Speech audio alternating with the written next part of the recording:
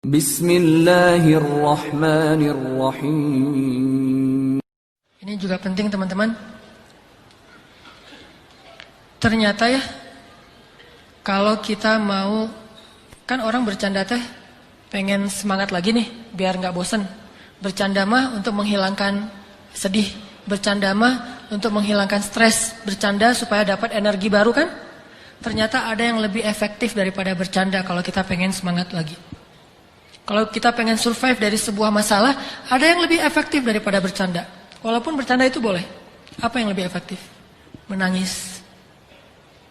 Menangis itu, menitikkan air mata itu lebih powerful daripada tertawa. Cuman kita sering memilih tertawa daripada menangis. Sama kayak orang lebih senang minum kopi, walaupun minum kopi itu boleh, daripada minum air putih. Padahal lebih menyehatkan minum air putih, cuma kan gak ada sensasinya. Tapi kalau kita bisa mengubah mindset kita, kalau orang teman-teman nanya, ngopi yuk gitu kan gitu ya, minum air putih yuk kan gitu ya. Bisa gak sih kita ngomong kayak gitu? Nah ini mengubah mindset nih. Kalian lagi ngapain? Lagi minum air putih. Pasti dibilang, gak seru ah. Kalau kalian lagi ngapain? Lagi ngopi. Di mana? Di kafe. Lagi ngapain? Lagi minum air putih. Di mana? Di beer house. Di beer house minum air putih. Kan? Ini kan keren nih, minumnya air putih. Di beer house minum air putih, di kafe minum air putih. Kalau yang masih beer house ya, tapi kalau bisa nggak usah. Terus di tempat apa, dimanapun lagi, hari ini belum minum air putih gitu. Bukan hari ini belum ngeteh, belum ngopi. Pagi-pagi dihidangin kopi sama istri kita. Papa mah sekarang udah nggak minum kopi. Papa mah malamnya menangis, siangnya minum air putih kan gitu ya. Wah itu keren tuh, malamnya nangis, siangnya minum air putih. Berarti papa udah nggak bercanda dong. Enggak mah nangis gitu. Jadi air mah nangis sambil tersenyum. Mana nangisnya ya. Coba kita ubah mindset dari boleh minum air putih, tetapi boleh minum kopi, tapi yakinlah air putih lebih baik daripada kopi. Makanya Nabi mengatakan air itu tahurun, air itu bersih dan membersihkan. Air itu bersih dan membersihkan. Dan memang secara medis, secara kedokteran, secara biologi juga air putih paling baik untuk tubuh kita. Sangat menggantikan energi tubuh kita. Tapi kalau kopi, sensasi itu. Walaupun tetap baik kalau nggak banyak gulanya. Yang masalahnya kalau kebanyakan gula. Jadi gula yang dikopiin, bukan kopi yang digulain. Saking manisnya. Nah, bercanda dengan menangis juga ibaratnya sama. Boleh bercanda, tapi porsinya cuma seperti minum kopi. Jangan minum kopi aja, habis makan ngopi, sebelum makan ngopi, mau jalan ngopi. Ngopi aja sehari sampai 2 liter. Ada gak sih orang yang ngopi 2 liter dan sehat gak sih? Ngopi kalau segelas, secangkir masih sehat nih. Apalagi kalau kopinya kopi bener, bukan kopi yang gitu, kopi yang asli gitu ya. Kopi yang benar, asli, disimpan selama 100 tahun misalnya. Itu kan sehat tuh. Udah gitu baristanya keren lagi. Secangkir 2 cangkir dalam sehari masih wajar. Bayangin kalau ngopi sehari 2 liter. Kan gak sehat kan? Sedangkan minum air putih minimal berapa liter sih? 8 gelas. Gelas yang mana dulu nih? Bebas aja ya. Nah kalau air putih sehari 2 liter kan sehat. Melancarkan ginjal kita juga jadi sehat, melancarkan pencernaan segala macam lah, auranya juga jadi segar gitu. Sedangkan kopi kebanyakan justru jadi eksotis kayak kopi kan ya. Kenapa kok Ustadz warnanya eksotis banget? Saya senang ngopi gitu misalnya. Kalau yang kurang eksotis berarti senang coklat. Kalau yang sangat tidak eksotis berarti senang susu. Apaan gitu ya. Intinya kebanyakan kopi itu tidak sehat, sama seperti kebanyakan bercanda. Bercanda sewajarnya, oke. Bercanda secangkir, bercanda 2 cangkir. Tapi bayangin kemana-mana bercanda. Sama kayak orang kemana-mana bawa botol aqua tapi isinya kopi. Ngopi lagi. Nggak bagus juga buat jantung dia. Makanya sewajarnya perbanyaklah menangis. Karena menangis itu air mata kita menggugurkan dosa dan membersihkan hati yang kotor. Air mata itu seperti hujan. Kalau di Arab itu diibaratkan hujan itu membersihkan rumah, daun-daun dari debu. Karena mereka mah padang pasir, daun banyak yang berdebu dibersihkan oleh air hujan. Maka begitulah air mata membersihkan hati seseorang. Coba nanti bayangin bedanya kesan habis ketawa sama habis nangis.